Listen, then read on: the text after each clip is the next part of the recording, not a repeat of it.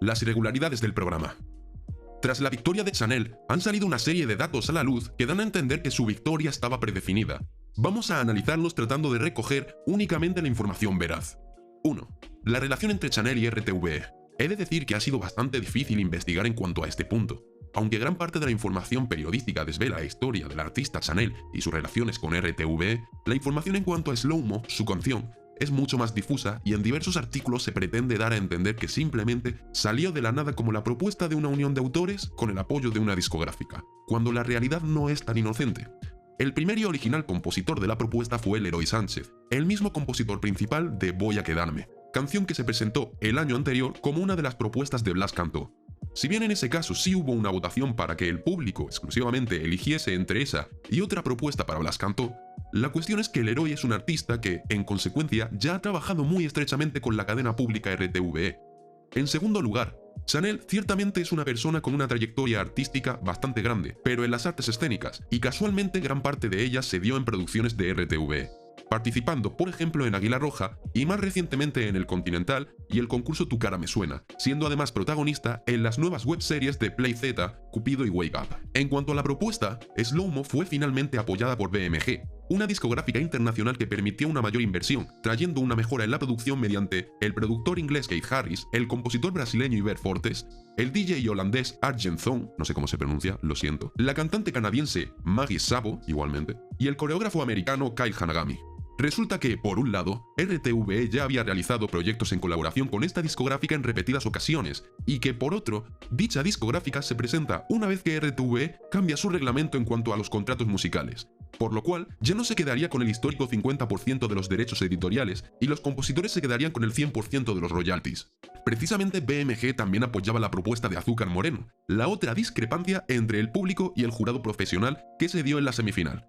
Es decir, Slow Mo surge como propuesta en un entorno de puros intereses económicos que vinculan a la discográfica y RTVE. Finalmente, una persona del jurado profesional, la coreógrafa Miriam Benedict, conocía personalmente y había trabajado con Chanel desde diversos medios de comunicación y la propia Chanel han tratado de tachar la relevancia de esta relación. Sin embargo, considerando todos los factores anteriores y la inexistencia de cualquier otra relación por parte del resto de artistas, también con cierta relevancia mediática, incluso Raiden con apoyo de una compañía internacional como es la Warner, lo extraño es que no existiese algún tipo de favoritismo o premeditación que, efectivamente, se encuentran vigentes en las elecciones del jurado profesional para ambas canciones de la discográfica BMG en contraposición con la opinión del público.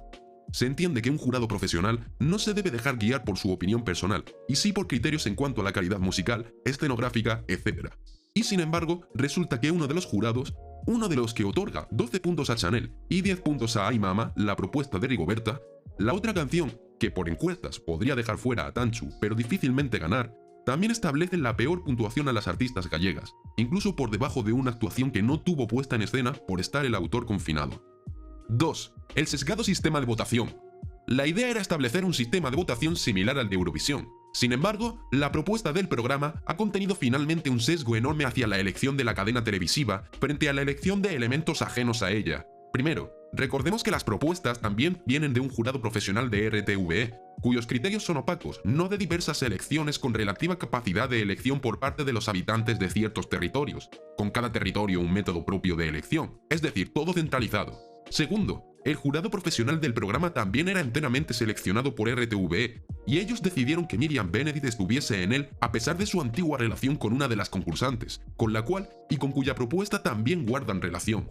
Tercero, el 50% del poder de elección pertenecía al jurado profesional, como en Eurovisión, pero el otro 50% no era del público, sino que se dividía entre una mitad para el televoto y otra mitad para una muestra demoscópica de 350 personas elegidas por una empresa externa, Ipsos, dedicada precisamente a la investigación de mercados.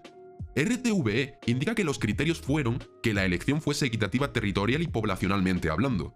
El problema es que es una locura tratar de llevar a cabo una inferencia estadística de 47 millones de habitantes mediante solo 350. Incluso una entidad universitaria se burló del tema ante este planteamiento. Es mucho más factible la búsqueda de una muestra que se adecue a unos ciertos parámetros de interés de RTVE que no ha mencionado. Y esto diciéndolo a pesar de que finalmente la misma muestra dio una victoria similar a la del televoto. porque si revisamos lo que RTVE se ha visto obligada a publicar, los resultados eran incomprensiblemente equitativos respecto al televoto. No es precisamente que la población gallega sea muy superior al del resto de comunidades autónomas. Cuarto, mientras que la distribución de los puntos del jurado profesional era al antojo de cada miembro, permitiendo que fuese más cercana a la opinión generalizada del mismo, permitiendo que pudiese existir una diferencia de votos más personalizada entre los artistas, la distribución de ambos votos de los ciudadanos estaba preestablecida por el puesto que ganase, pudiendo ser la máxima diferencia entre dos artistas que quedasen primero y segundo respectivamente de 10 puntos a pesar de haber entre ellos una gran diferencia de votos. Actualmente se ha desvelado que Tanchugueiras, a pesar de su opacamiento político en redes a favor de Rigoberta,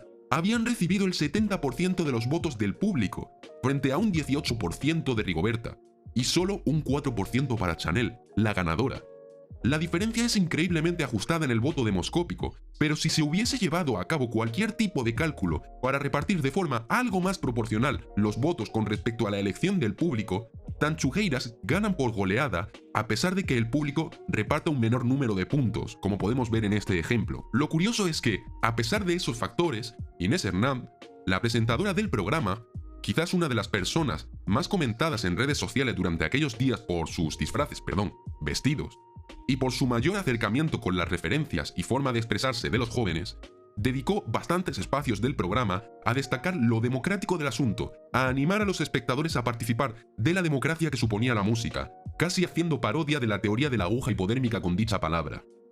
3. Se ignoran las bases del concurso.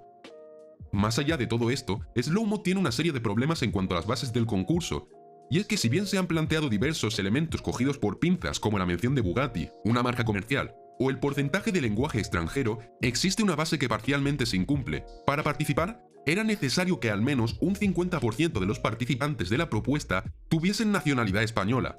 4 de los 5 compositores, productores o coreógrafos eran extranjeros. Sin embargo, el cupo se cumple gracias a los bailarines. El problema es que, en sí, la propuesta musical no cumpliría el requisito, pues estos no participan en la música, solo en la puesta en escena, mientras que el cantante y los demás miembros sí.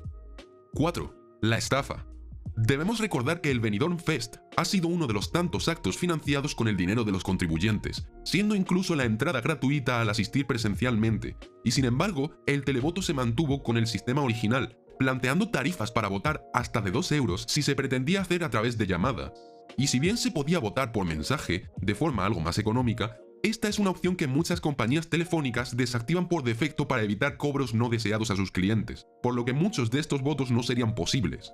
Entonces, si existía un favoritismo claro por un artista y una propuesta, ¿por qué se realizó el programa? ¿Por qué se fomentó el gasto de los espectadores en unos votos que iban a ser insuficientes para llevar a la victoria al artista favorita? Y es que además, RTVE ha contado con una infraestructura online suficiente para permitir un voto similar al del jurado profesional por parte de los espectadores, y la ha puesto en práctica en diversas ocasiones con éxito, y una mayor aprobación del público en programas como OT.